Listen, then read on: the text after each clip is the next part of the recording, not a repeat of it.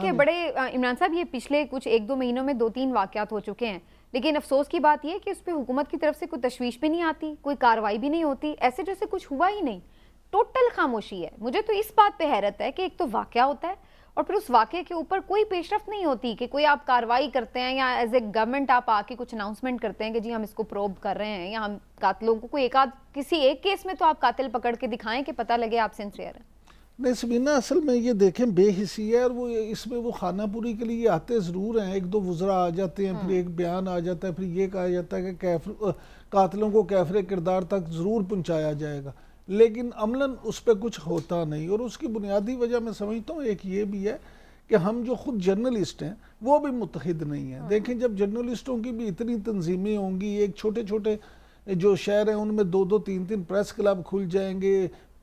P U جے، کے you جے اور پتہ نہیں کتنی جو صحافتی تنظیمیں ان کے کتنے گروپ ہیں، جب 4 تنظیمیں بن جائیں گی تو پھر ہم خود جب حکومتوں کے اعلی کار بنتے ہیں تو پھر یہی ہوتا ہے۔ تو صحافیوں کو بھی سب سے پہلے متحد ہونا چاہیے، اور پھر اگر ہم اپنی بے حسی میرا تو یہ سوال ہے کہ اس بارے میں صحافیوں کو متحد ہو کے پریشر ڈالنے کی ضرورت ہی کیوں پڑے بھائی؟ جان و مال کا تحفظ تو حکومت کی ذمہ داری ہے، یہ تو ان کی ذمہ داری ہے، ان کو یہ کرنا ہے۔ یہ تو کوئی بات نہیں کہ اگر صحافی متحد نہیں ہے تو لہٰذا وہ حکومت غیر ذمہ دار ہو گئی یا اس کی جان چھوٹ گئی، بری ذمہ ہو گئی۔ سبینہ دیکھیں صحافی بھی اتنا ہی انسان ہے جتنا ایک عام آدمی، تو ان سے پوچھے سائرہ بانو صاحبہ اپنے دل پہ ہاتھ رکھ کے کہ صحافیوں کی چھوڑیں، کیا سندھ میں ویسے بھی لوگ محفوظ ہیں؟ کیا وہاں یہاں دیکھیں یہاں کتنے مشہور واقعات ہوتے ہیں، کس طرح سے پھر ان کی ضمانتیں ہو جاتی ہیں، جیلوں میں وہ کس طرح سے رہتے ہیں مجرم، اور کیا صورتحال ہوتی ہے۔ تو اللہ کی پناہ آپ دعا کریں کہ اللہ ہی کو ایسا معجزہ کر دے کہ اس ملک کے حالات۔ لیکن یہ اس وقت عمران صاحب اب جو ایک اور انٹرسٹنگ بات ہے کہ یہ جو سیاست ہو رہی ہے حکومت کی طرف سے، لگا یہ نہیں رہا کہ صرف اپوزیشن اس کے اوپر نالا ہے یا شکایت کر رہی ہے، بلکہ خود ان کے اندر سے آوازیں اٹھ رہی ہیں۔ ابھی ہم نے دیکھا کہ مفتاح اسماعیل اور شاہد خاقان عباسی صاحب الگ ہو گئے، ادھر سے مصطفیٰ نواز کھوکھر صاحب پیپلز پارٹی سے ایک ڈیفرنٹ اپروچ رکھتے ہیں، اور اب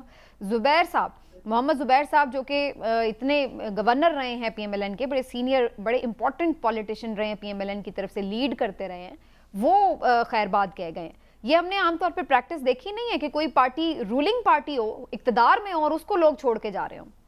اس کی بنیادی وجہ یہ ہے سبینہ صاحبہ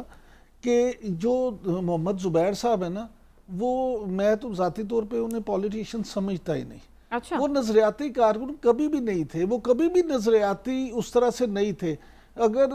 سائرہ بانو صاحبہ جو ہیں وہ کیونکہ ان کو مجھ سے بھی زیادہ جانتی ہیں تو یہ میری بات کی شاید تصدیق کریں، مجھے کیونکہ پتہ ہے ان کی کہانی کہ وہ کس طرح سے مسلم لیگ نون میں آئے تھے اور کس طرح سے شامل ہوئے، اور آج جس شہباز شریف کے ساتھ وہ انہوں نے اختلافات کا اعلان کیا ہے، اصل میں شہباز شریف صاحب کی ہی فیملی کی وہ پیشکش تھے، اور وہ جب یہاں مسلم لیگ نون میں آئے تو اس وقت اسد عمر صاحب نے اصل میں نون میں آنا تھا، لیکن اسد عمر صاحب کو پاشا صاحب لے گئے تھے پی ٹی آئی میں۔ تو اس کے بعد انہوں نے سوچا کہ میں مسلم لیگ نون میں خالی جگہ ہے تو وہ میں پر کر دوں، اور یہ پھر مسلم لیگ نون میں آگئے۔ اب سیاسی جماعتوں کے لیے بڑی سوچنے کی بات یہ ہے کہ جب وہ اپنے نظریاتی کارکنوں کو جگہ نہیں دیتے، جب وہ گھس بیٹھیے جو جب آ جاتے ہیں یا جو سکائی لیب کے ذریعے ان میں وارد ہو جاتے ہیں، ان کو جب اہمیت دیتے ہیں تو پھر یہ اس کوئی بھی کہیں پہ آ گیا، لیکن اب وہ اتنے سال سے وہاں پر تھے اور وہ پارٹیاں بدلتے تو نہیں رہے، ظاہر ہے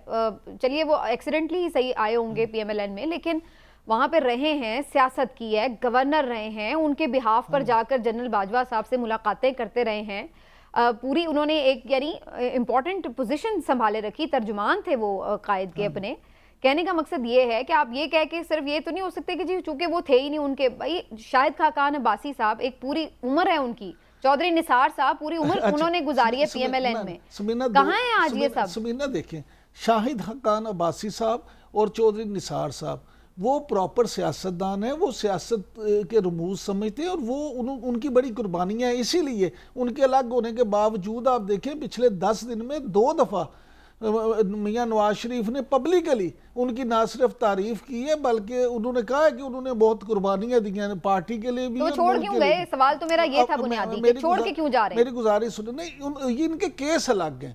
زبیر صاحب اس لیے چھوڑ گئے ہیں کہ زبیر صاحب ایک مقصد کے لیے آئے تھے، اس دفعہ انہیں عہدہ نہیں ملا، اس دفعہ انہیں لفٹ زیادہ نہیں حکومت نے کرائی، وہ اس لیے ناراض ہو کے چھوڑ گئے ہیں، وہ ٹارگٹ اس پہ آئے تھے۔ جہاں تک چودھری نثار اور شاہد حقان عباسی کا معاملہ ہے تو شاہد حقان عباسی صاحب جو ہیں ان کو پالیسی سے اختلاف ہے، اور جو چودھری نثار صاحب ہیں انہوں نے تو صاف کہا تھا کہ جو مریم نواز صاحبہ ہیں، میں کیونکہ میاں نواز شریف کے ساتھ سیاست کرتا رہا ہوں تو میں ان کی بیٹی کو صرف اس بنا پہ کہ وہ ان کی صاحبزادیاں ہیں یس میم نہیں کر سکتا۔ تو یہ تو ان دونوں کا اختلاف جو ہے وہ نظریاتی اختلاف ہے، اس لیے آج بھی جو مسلم لیگ نون کا کارکن ہے وہ شاہد حقان عباسی یا نثار علی خان کی بات تعریفی کرتا آپ کو نظر نہیں آتا، انہیں گالی گلوچ اور کرتا بھی لمبی لسٹ ہے۔ آپ سے تھوڑی تردید بھی آ رہی ہے الیکشن کمیشن کی طرف سے کہ جی ایسی اسٹیٹمنٹس انہوں نے نہیں دیے، لیکن یہ کلیم ہے کہ جو ہیئرنگ ہو رہی تھی اس دوران یہ بات چیت ہوئی۔ اور عمران صاحب آپ کو یاد ہوگا کہ جب بلے کے الیکشن سے پہلے ہی بلکہ جو الیکشن ڈیٹ فکس کرنے والا معاملہ تھا اس پہ قاضی فائز عیسیٰ صاحب نے باقاعدہ اس پہ یہ کہا تھا کہ جو بندے نے اس پہ توہین عدالت کی ان کو نوٹس جاری کریں گے، جو لاہور ہائی کورٹ میں پٹیشن زیر سماعت تھی عمیر نیازی کی۔ تو آپ سمجھتے ہیں کہ اس کا ملبہ پھر کس پہ ڈالا جائے گا، انتظامیہ پہ، عدلیہ پہ، یا پھر چیف الیکشن کمشنر کو بوجھ اٹھانا ہوگا؟ دیکھیں گزارش یہ ہے کہ جو ابھی سائرہ بانو صاحبہ بات کر رہی تھی نا، بنیادی طور پہ دیکھا جائے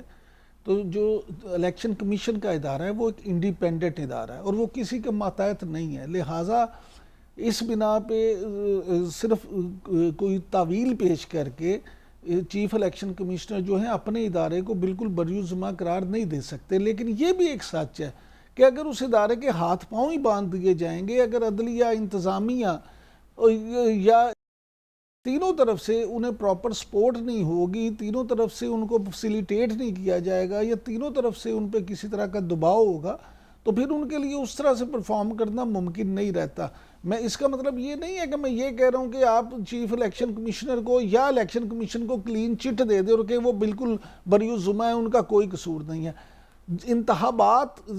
صاف اور شفاف کرانا بنیادی طور پہ ایک الیکشن کمیشن کی ذمہ داری ہے، اور اگر انہیں کسی وجہ سے اس میں ذمہ داری میں کچھ رکاوٹ محسوس ہوتی تھی تو ان کا فرض تھا کہ وہ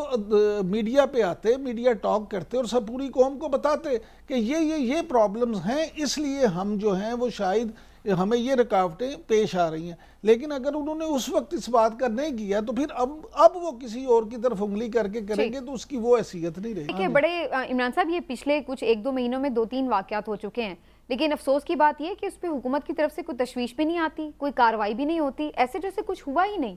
ٹوٹل خاموشی ہے۔ مجھے تو اس بات پہ حیرت ہے کہ ایک تو واقعہ ہوتا ہے اور پھر اس واقعے کے اوپر کوئی پیش رفت نہیں ہوتی کہ کوئی آپ کارروائی کرتے ہیں یا ایز اے گورنمنٹ آپ آ کے کچھ اناؤنسمنٹ کرتے ہیں کہ جی ہم اس کو پروب کر رہے ہیں یا ہم قاتلوں کو کوئی کسی ایک کیس میں تو آپ قاتل پکڑ کے دکھائیں کہ پتہ لگے آپ سنسیئر ہیں۔ نہیں سبینہ، اصل میں یہ دیکھیں بے حسی ہے، اور وہ اس میں وہ خانہ پوری کے لیے آتے ضرور ہیں، 1-2 وزراء آ جاتے ہیں، پھر ایک بیان آ جاتا ہے، پھر یہ کہا جاتا ہے کہ قاتلوں کو کیفر کردار تک ضرور پہنچایا جائے گا، لیکن عملاً اس پہ کچھ ہوتا نہیں۔ اور اس کی بنیادی وجہ میں سمجھتا ہوں ایک یہ بھی ہے کہ ہم جو خود جرنلسٹ ہیں وہ بھی متحد نہیں ہیں۔ دیکھیں جب جرنلسٹوں کی بھی اتنی تنظیمیں ہوں گی، ایک چھوٹے چھوٹے جو شہر ہیں ان میں 2-2 3-3 پریس کلب کھل جائیں گے، PUJ KUJ اور پتہ نہیں کتنی جو صحافتی تنظیمیں، ان کے کتنے گروپ ہیں، جب 4 تنظیمیں بن جائیں گی تو پھر ہم خود جب حکومتوں کے اعلی کار بنتے ہیں تو پھر یہی ہوتا ہے۔